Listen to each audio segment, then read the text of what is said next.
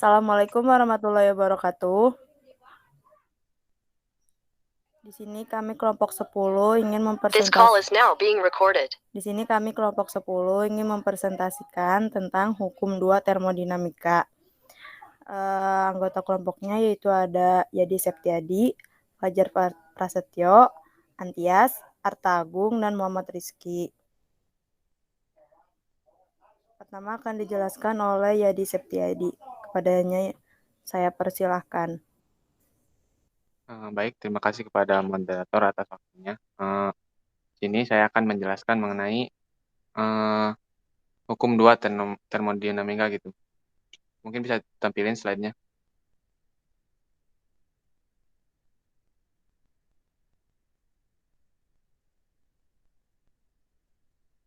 Next. Ya, pada slide pertama ditampilkan gambar yang A itu adalah atmosfer udara ketika T0 dan gambar B itu atmosfer udara ketika V0. Next.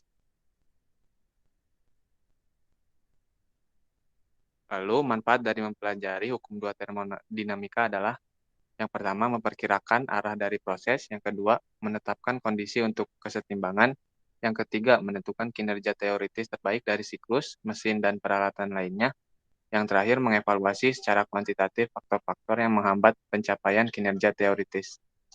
Bisa di next. Hukum 2 termodinamika. Bunyinya itu bila suatu perpindahan kalor dari suatu benda yang lebih dingin ke benda yang lebih panas terjadi, maka harus ada suatu pengaruh lain di dalam sistem yang mengalami perpindahan kalor. Kesimpulannya, tidak mungkin untuk membuat suatu siklus pendinginan yang beroperasi tanpa adanya masukan kerja. Oke, sekian saya kembalikan pada moderator. Oke, selanjutnya akan dijelaskan oleh Fajar Prasetyo. Baik, terima kasih kepada moderator yang telah memberikan kesempatan saya untuk menjelaskan hukum 2 termodinamika. Di sini ada sebuah ilmuwan menurut Kevin Planck di mana pada hukum 2 termodinamika ini adalah sebelumnya Planck memperkenalkan konsep reservoir thermal yang merupakan suatu sistem khusus yang selalu tetap pada temperatur konstan walau energi yang ditambah atau dikurangi melalui pindahan kalor, di mana W cycle sama dengan Q cycle. Oke, bisa dilanjut. Nah, di sini ada yang namanya reversible processes. Di sini proses reversible adalah apabila sistem dan semua bagian dari sekelilingnya dapat dengan tepat kembali ke keadaan awalnya setelah proses berlangsung. Lalu di sini juga ada proses reversible berlangsung secara sempurna, akan tetapi proses ini jarang sekali terjadi secara aktual. Nah, seperti contoh proses reversible itu adalah osilasi pendulum pada ruang hampa, dan selanjutnya adalah sebuah sistem yang bersih gas dikompresi secara adiabatik dan berekspansi. Oke, selebihnya saya kembalikan lagi kepada moderator.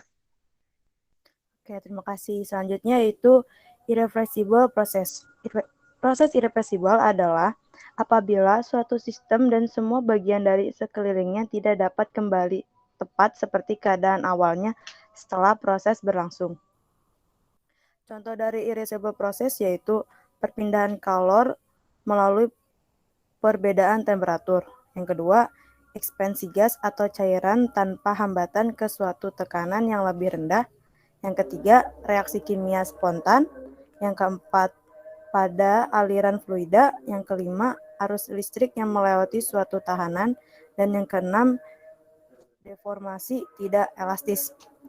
Aplikasi hukum 2 termodinamika yaitu proses interaksi secara termal dengan dua reservoir, yaitu sebuah reservoir panas dan dingin dengan menghasilkan kerja neto W siklus. Efisiensi termal dari siklus ini adalah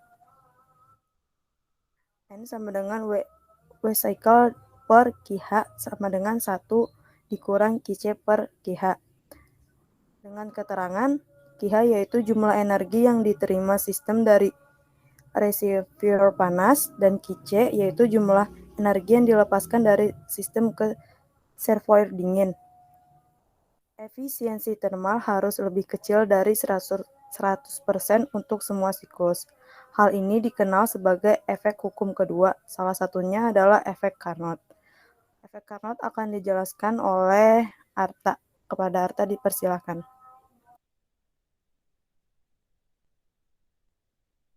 Terima kasih kepada moderator. Ini ada efek Carnot ya. Efek Carnot itu meliputi efisiensi termal dari sebuah siklus daya irreversibel selalu lebih kecil dari efisiensi sebuah daya reversibel. Ketika masing-masing beroperasi di antara dua reservoir panas yang sama, semua siklus daya reversibel yang beroperasi di antara dua reservoir yang sama mempunyai efisiensi termal yang sama. Ini bisa dilihat juga ada rumusnya efisiensi Carnot, yaitu Nmax sama dengan 1 min Tc per Th, atau yang lainnya ada persamaan yang lain adalah Qc per Qh. Nah, mungkin bisa dilihat ya, di sini tuh ada contohnya, gambarnya seperti itu. Oke, bisa next. Aplikasi hukum 2 termodinamika, itu ada koefisien kinerja sebuah siklus refrigerator irreversibel selalu lebih kecil dari koefisien kinerja refrigerator reversibel ketika masing-masing beroperasi di antara dua reservoir termal yang sama. Terus ada juga semua siklus refrigerator reversibel beroperasi di antara dua reservoir termal yang sama yang mempunyai koefisien kinerja yang sama. Bisa kita lihat ya rumusnya dan segala macamnya. Mungkin cukup dari saya serahkan kembali kepada moderator. Selanjutnya yaitu tentang siklus Carnot yang berisi gas dan juga siklus Carnot yang berisi uap akan dijelaskan oleh Muhammad Rizky. Kepadanya saya persilakan. Terima kasih kepada moderator. Siklus Carnot yang berisi pada gas. Proses 1 sampai 2 yaitu gas dikonversi secara adiabatik. Yang proses 2 sampai 3 gas berekspansi secara isotermal serta menerima energi dari reservoir panas. Proses 3 sampai 4 gas dibiarkan terus berekspansi secara adiabatik. Proses 4 sampai 1 gas dikonversi secara isotermal ke keadaan awal sehingga terjadi pelepasan kalor ke reservoir dingin.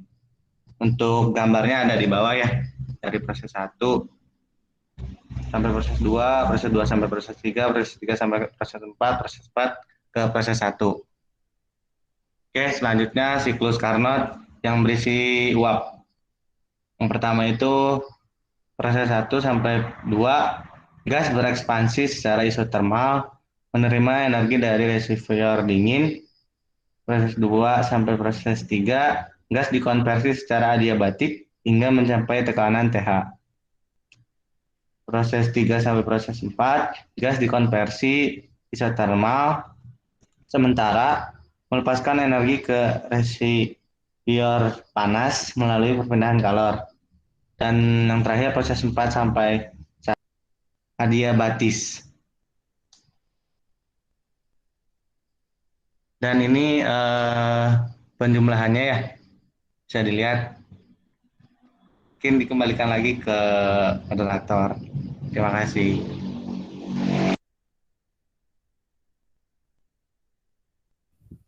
Sekian presentasi dari kelompok kami tentang hukum 2 termodinamika.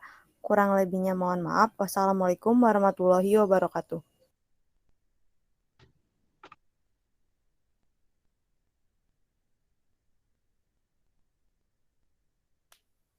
Udah guys.